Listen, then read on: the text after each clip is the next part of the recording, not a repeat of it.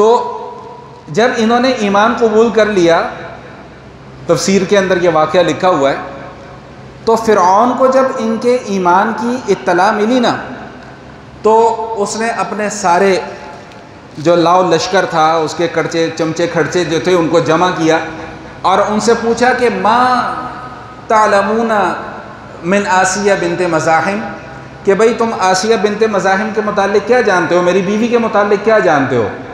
तो फ़अस्नौ अलैहा, उन्होंने बड़ी तारीफ़ की कि जी ज़बरदस्त खातून है, बड़ी आपकी बड़ी वफ़ादार हैं और कमाल औरत हैं और ये है और वो है। तो फिर उसने कहा कि इन्नहा ताबुदु रब्बन गैरी, भाई वो तो मुझे रब ही नहीं मान रही, वो तो मेरे अलावा किसी और को अपना रब मानती है। तो अब फ़ौरन ही वो पलट गए, उन्होंने कहा उक़्तुला, इसको कत्ल कर दो। क्यों?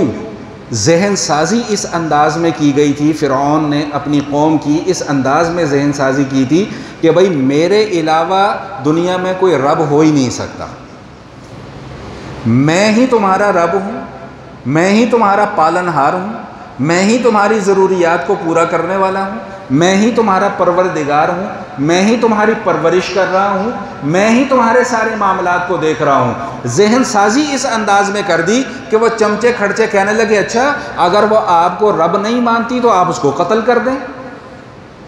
तो जब वो आसिया बिनते मज़ाहिम को इन्होंने गिरफ़्तार किया तो रिवायात में आता है कि फ़अऊतद लहा औतादन, उसने इनके हाथों और पाँव में मीखें गड़वा दी थी। फ़िरऔन के मुतालिक कुरान करीम में भी आया कि वह फ़िरऔन अज़ल औताद, वो मीखों वाला फ़िरऔन, ये सज़ा क्या देता था अपने दुश्मनों को या अपने कैदियों को, उनके हाथों और पाँव में मीखें गड़वा दिया करता था।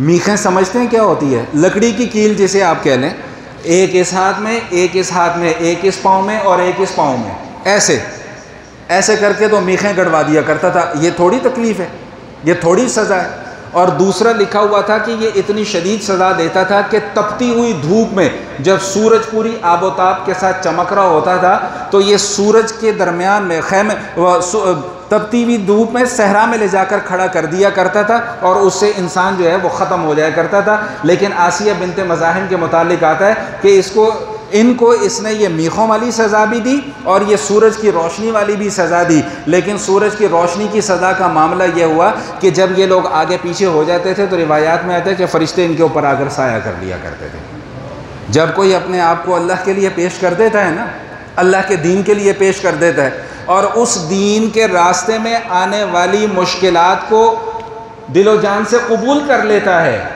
और अल्लाह ताला को दिखाता है कि या अल्लाह मैं आपका सच्चा बंदा हूँ, अब दुनिया इधर से उधर हो जाए, या अल्लाह मैं अब ईमान का रास्ता नहीं छोड़ूंगा, अब फ़िरऔन मेरी अगर गर्दन भी उतार दे मैं तब भी ईमान का रास्ता नहीं छोड़ने वाली है। तो नतीजा फिर क्या निकलता है कि अल्लाह ताला दुनिया में भी इनाम देते हैं और आखिरत में भी इनाम देते हैं। जब फ़िरऔन ने इनके ऊपर मज़ालिम शुरू किए तो इन्होंने अल्लाह ताला से दुआ की, रब्बिब्निली इंदका बैतन फिल जन्ना वनज्जिनी मिन फ़िरऔन व अमली वनज्जिनी मिनल क़ौमिज़ ज़ालिमीन, कि या अल्लाह जन्नत में बिल्कुल अपने पास मुझे एक घर अता फरमा दीजिए।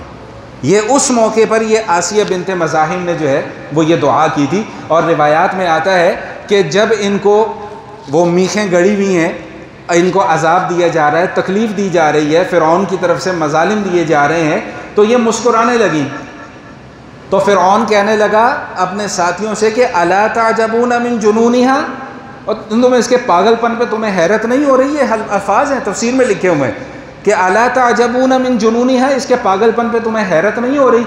इन्ना नुअज़्ज़िबुहा वहिय तज़हकु, हम उसको अजाब दे रहे हैं वो हंस रही है।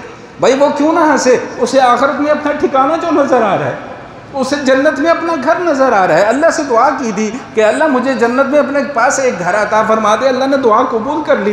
क्यों दुआ कबूल की? इसलिए दुआ कबूल की कि ईमान पर साबित कदमी दिखाई, इसलिए दुआ कबूल की कि या अल्लाह आपके दीन की खातिर जो भी तकलीफ़ आए मैं बर्दाश्त करने को तैयार हूँ। यहाँ तक कि किताबों में लिखा है कि इसी उसमें उनकी शहादत हो गई। अल्लाह पाक ने उनकी दुआ को कबूल फरमा लिया।